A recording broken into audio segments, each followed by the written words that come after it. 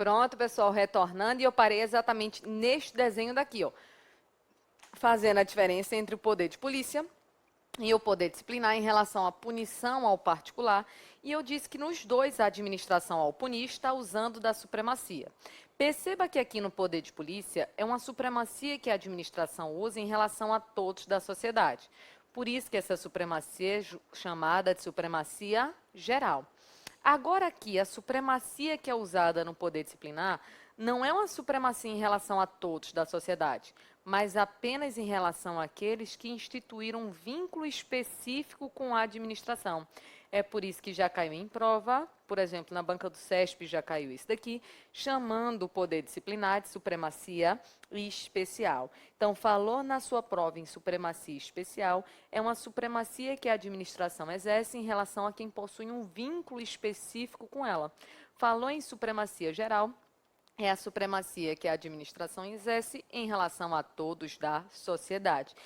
Você pegava esse desenho daqui, mesmo que tenha achado ele feio, esse esquema, dava o print, colocava na sua pasta, porque isso daqui chove de cair em prova em relação à punição aos particulares. Com isso, eu volto para cá, e agora sim nós sabemos que esse poder disciplinar aplica punições tanto a agentes públicos quanto a particulares. Agora, cuidado, não é qualquer particular, é um particular que possua vínculo com a administração, você só repetitiva, como, por exemplo, daquele particular que assinou um contrato administrativo. Ou seja, neste caso, a administração exerce uma supremacia especial.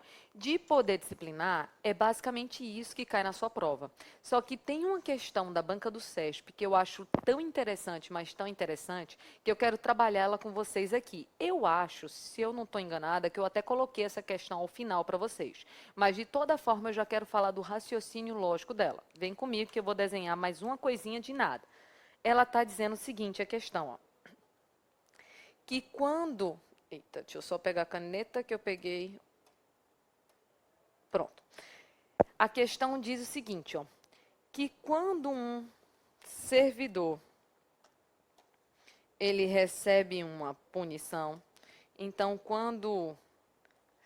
Meu Deus, está difícil pegar a caneta. Pronto. Quando um servidor ele recebe uma punição, disse a questão do CESP o seguinte, ó, que essa punição ela decorre imediatamente do poder disciplinar e imediatamente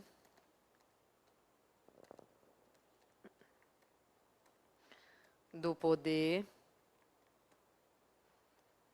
hierárquico.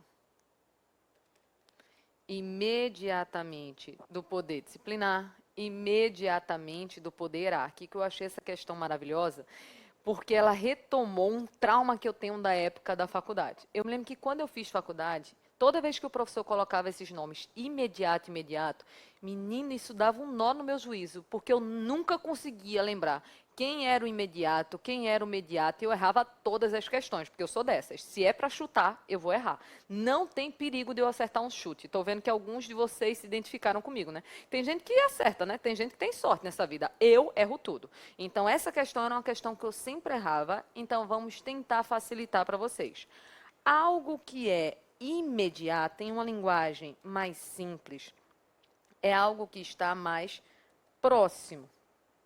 Algo imediato, vamos pensar que é algo que está mais afastado. Então, veja que imediato vem primeiro, imediato, por estar mais afastado, vem depois. Sabe como foi que eu decorei? Quem é que vem primeiro, quem é que vem depois? Eu tenho até vergonha de falar, mas vai que ajuda alguém. Eu decorei pelo alfabeto. A letra I no alfabeto vem antes da letra M. Aí por isso que eu lembrei que imediato é o primeiro, é o mais próximo, imediato é o depois, é o mais afastado. Professor, isso é direito? Não, filho, isso é munganga. Mas às vezes a gente tem que fazer uma munganga dessa para poder tentar memorizar para a prova. É melhor um mungangueiro rico do que o intelectual liso. Às vezes a gente quer filosofar e erra. Aí quando você olha esse nome e lembra da munganga, você acerta na hora. Então, imediato é o mais próximo, imediato é o mais afastado. Aí, para poder explicar o raciocínio disso daqui, eu vou usar árvore genealógica. Pensa comigo. Eu, mesma coisa vai ser com vocês todos, eu tenho como parentes ascendentes mais próximos quem? Meus pais. Então, quando eu olho para cima, os primeiros parentes que eu vejo aqui são os meus pais. E depois dos meus pais, tem os meus avós. Então, veja que eu tenho parentes mais próximos, meus pais, e parentes mais afastados, que são meus avós. Então, eu, Ana Cláudia, decorro imediatamente dos meus pais, imediatamente dos meus avós, porque se não fosse meus avós, eu também não estava aqui. Mas de maneira mais próxima, imediata, eu tenho os pais, de maneira mais afastada, eu tenho aqui os avós. Entendeu esse raciocínio bem simples? Então, pensa comigo. Eu, superior hierárquica, dei uma ordem a João. Ordem, fruto do poder hierárquico. João descumpriu a ordem e recebeu uma punição. Punição, poder disciplinar. Então, quando você pensa em João, João recebeu uma punição. Essa punição é fruto de que poder? Poder disciplinar. Falou em punição, você vai pensar em poder disciplinar. Então, a punição decorre imediatamente do poder disciplinar. Mas concorda comigo que ele só está recebendo a punição porque ele descumpriu a ordem administrativa? Então, se você pensar de uma maneira mais afastada, essa punição só existiu porque ele descumpriu também o poder o quê? Hierárquico. É por isso que caiu na banca do CESP dizendo que quando um servidor ele vem a ser punido, essa punição decorre imediatamente do poder disciplinar, porque é logo nele que você tem que pensar, mas se ele está sendo punido, é porque lá na frente ele descumpriu o poder o quê? Hierárquico. Eu acho essa questão muito boa para efeito de prova e com isso você percebe que poder hierárquico e poder disciplinar não são sinônimos, mas o poder disciplinar, ele decorre do poder hierárquico, porque para eu estar punindo alguém, é porque alguém descumpriu a hierarquia. Esse é o raciocínio que pode cair na sua prova e com isso a gente encerra poder hierárquico e poder disciplinar. Para isso, nós vamos agora para o próximo poder, que em porcentagem é disparado o que mais cai em prova. Veja só, poder hierárquico foi, poder disciplinar foi.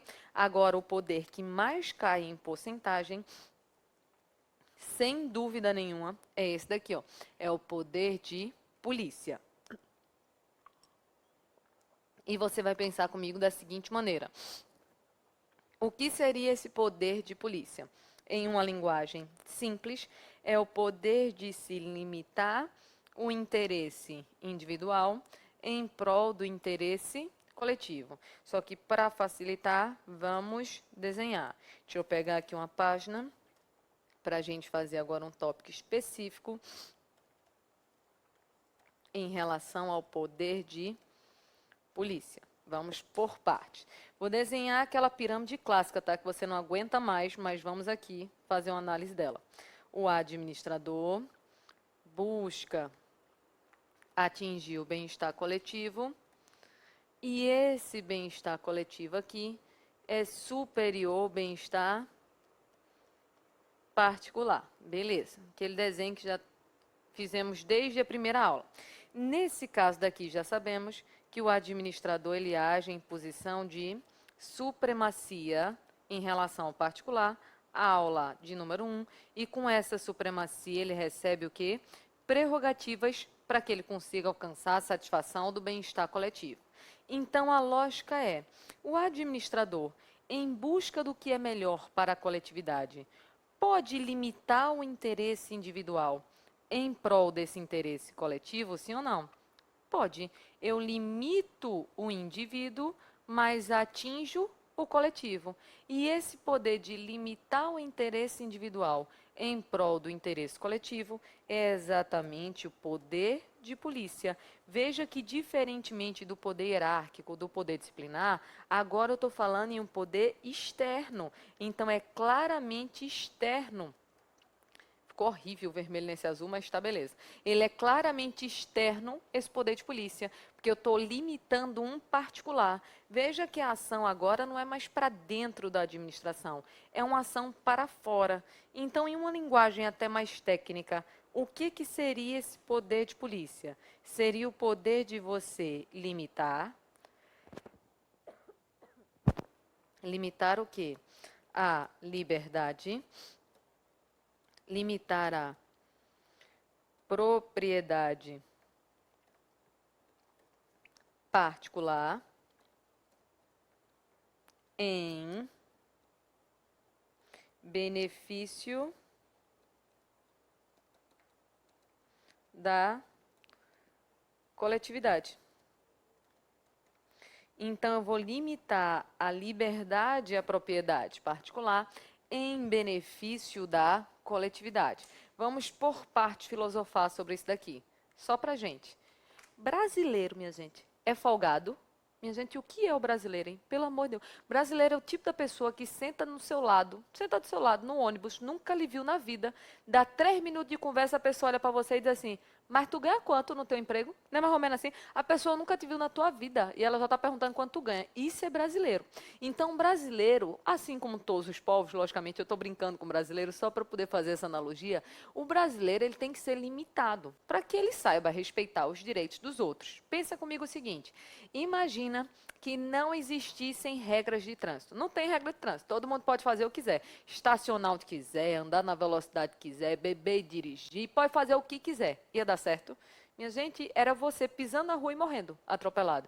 Então, é claro que eu tenho que ter regras de trânsito. Essas regras de trânsito, por exemplo, proibido estacionar, proibido andar acima da velocidade e tal, é proibido você beber e dirigir. Essas regras limitam a sua liberdade, mas limitam a sua liberdade pensando no que é melhor para toda a coletividade. E é isso que é o poder de polícia, limitar a liberdade do indivíduo em benefício do coletivo. Esse vai ser o raciocínio lógico do poder de polícia. Limita a sua liberdade em benefício de toda uma coletividade. Pegou esse raciocínio? Outro exemplo, em alguns locais você tem a limitação de altura para construção. Vou dar um exemplo perto daqui de Pernambuco. Em João Pessoa, quando você tem a beira-mar, os prédios eles têm um limite máximo de altura. Por quê? Porque se eu construir um prédio muito grande, eu acabo com a Praia do Povo, que vai fazer sombra muito cedo, e acabo com o vento também de quem mora mais para o centro da cidade. Então, perceba que eu limito a altura dos prédios. Isso é limitar a sua liberdade e a sua propriedade. Se você tem um terreno na beira-mar, você não pode construir um prédio de 100 andares. Você pode construir, sei lá, vou dar um exemplo, até 3 andares. Limita a sua liberdade, limita a sua propriedade, mas em benefício da coletividade. É isso que é o poder de polícia. É um poder de restrição, de limitação e é um poder externo. Só que cuidado para não confundir uma coisa. Aqui, quando eu falo em poder de polícia, nós temos que analisar os dois tipos de polícia que existem. Veja só, tem a polícia judiciária e eu vou colocar já aqui a polícia administrativa. Vou logo dizer uma coisa para vocês antes de explicar tudo. Quando eu falar em poder de polícia, eu estou falando nessa daqui, da polícia administrativa. Até mesmo porque essa polícia judiciária não é matéria minha. Polícia judiciária é matéria de processo penal. Não sei se vai cair no seu concurso, mas quem está estudando o processo penal já estudou, vai ficar até mais fácil de visualizar. Mas em processo penal você estuda polícia judiciária.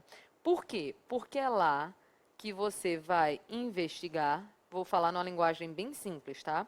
A pessoa para ver se ela cometeu ou não cometeu algum crime, numa linguagem bem simples, tá?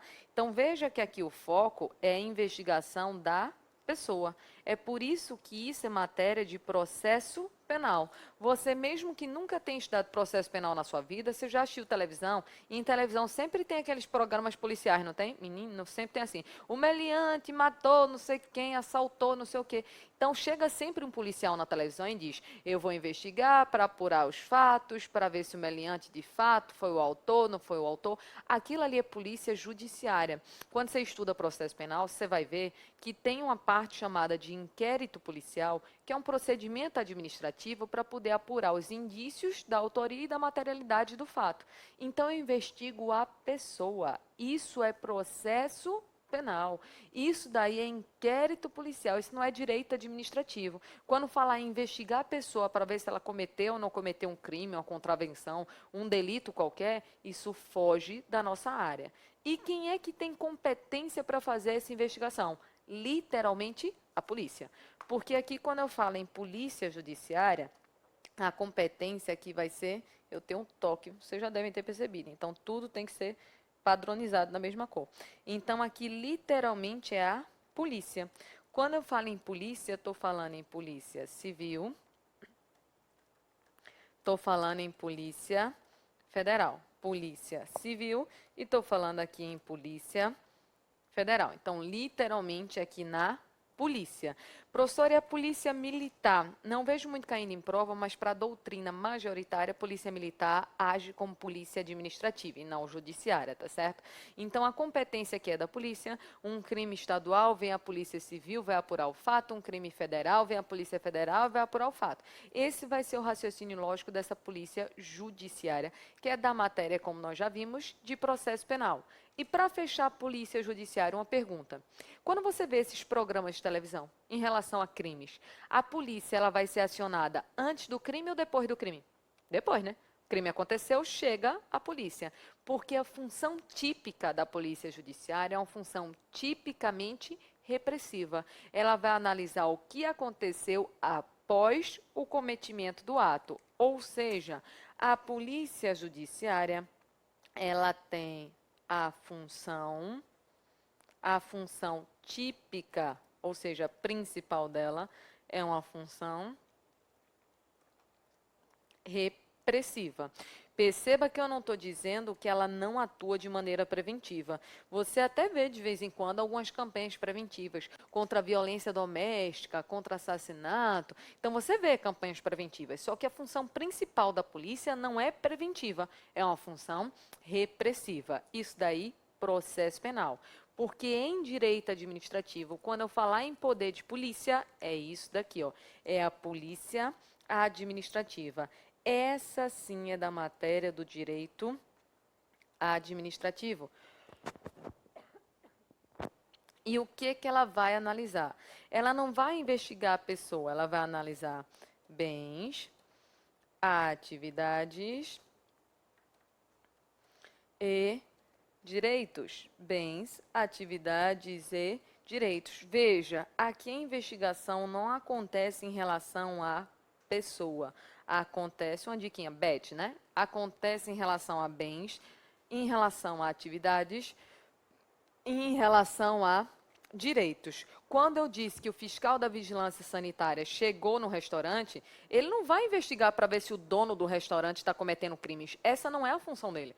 A função dele é analisar se aquele estabelecimento está ou não está cumprindo as normas de vigilância sanitária. Perceba a diferença. Então, eu estou analisando a atividade para ver se a atividade está sendo cumprida de acordo com as normas. Quando, por exemplo, eu vi aqui que o carro estava estacionado em local proibido e eu, agente de trânsito, mandei rebocar esse carro, perceba que eu não estou investigando a pessoa dizendo que ela cometeu um crime. Eu simplesmente fiz a apreensão dos bens em virtude de uma infração administrativa. Então, em direito administrativo, o poder de polícia não investiga crime, isso daí é processo penal. Eu vou investigar as atividades que são desempenhadas na sociedade. E quem é que faz o uso desse poder de polícia? Qualquer administrador, desde que ele possua competência. Então, qualquer administrador, desde que ele possua competência para tanto.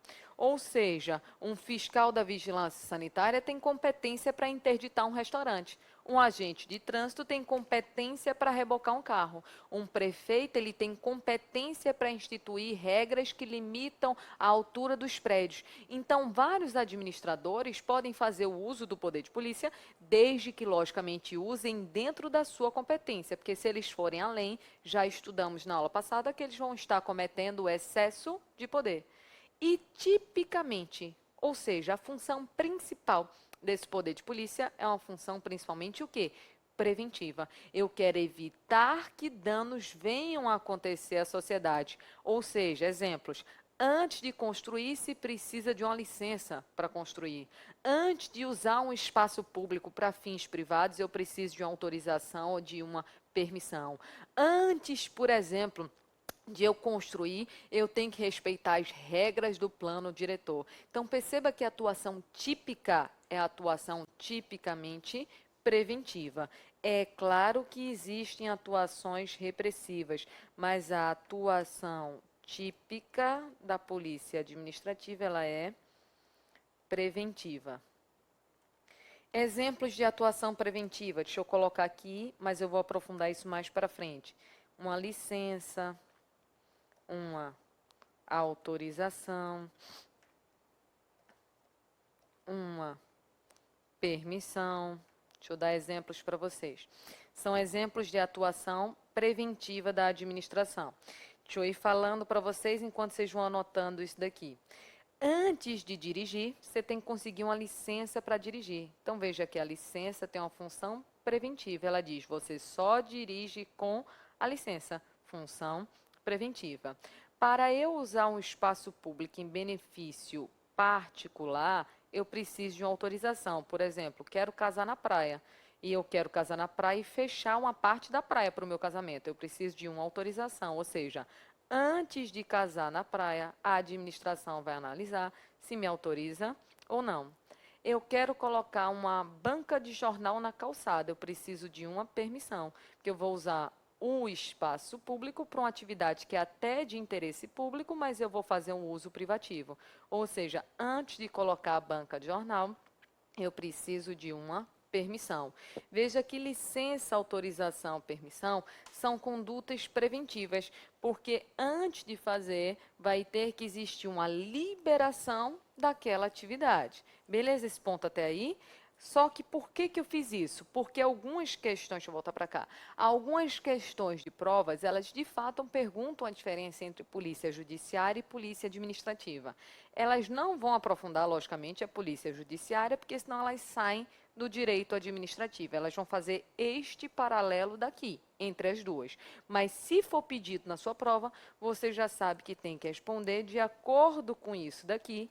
E quando falar especificamente em poder de polícia na sua prova, estamos falando da polícia administrativa, porque é essa relacionada à matéria do direito administrativo. Então, aqui o conceito de poder de polícia foi, e já sabemos que o poder de polícia, como regra, ele é preventivo.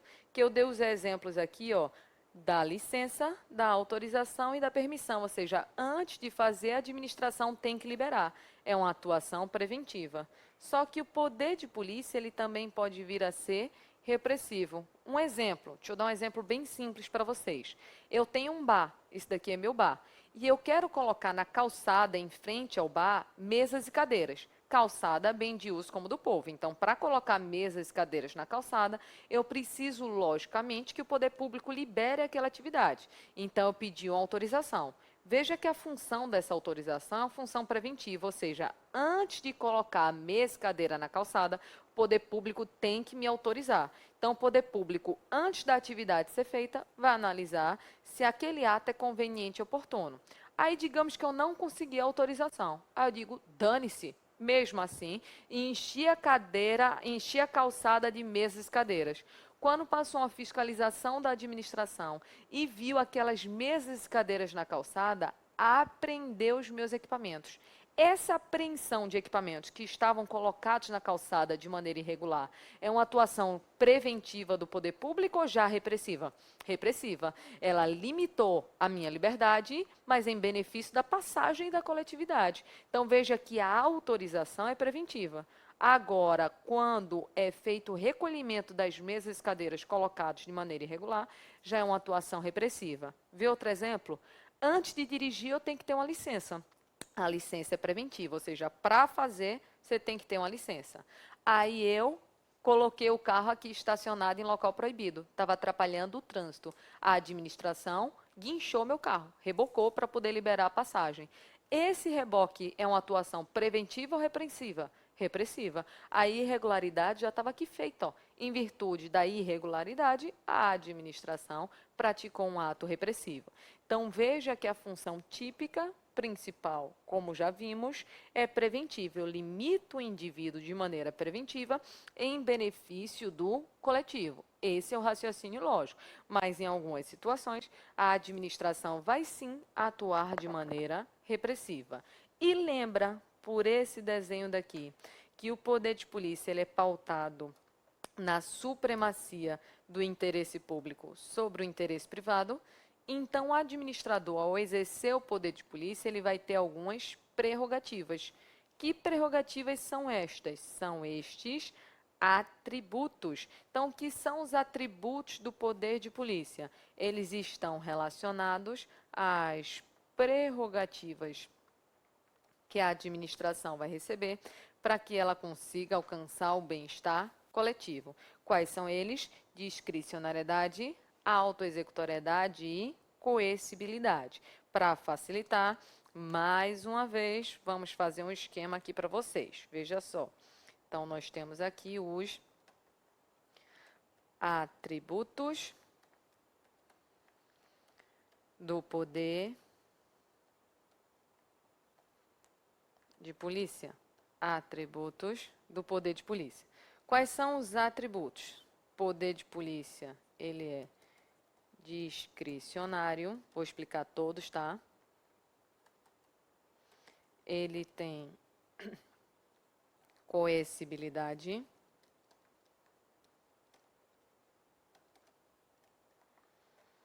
E ele tem aqui a autoexecutoriedade. Uma coisa besta para poder facilitar você memorizar quais são os atributos do poder de polícia, eu vou te dar uma dica para você decorar quais são os atributos. Eu vou literalmente te dar uma dica. Olha isso aqui, ó. Discricionariedade, coercibilidade, autoexecutoriedade. Dica. Então, poder de polícia, ele é uma dica. Discricionário, coercitivo e autoexecutório. Vamos por partes. Já sabemos que discricionariedade é a possibilidade de você fazer escolhas, analisar o que é mais conveniente, o que é mais oportuno. E ser discricionária é a regra do poder de polícia, ou seja, quando falar em poder de polícia na sua prova, você vai pensar que ele, de regra, é discricionário. Porque pensa comigo, vamos pensar em poder de polícia em sentido amplo, porque poder de polícia em sentido estrito, limitado, é só atuação administrativa. Em sentido amplo, engloba tanto a atuação administrativa quanto legislativa. Não entendi, professora? Pensa comigo.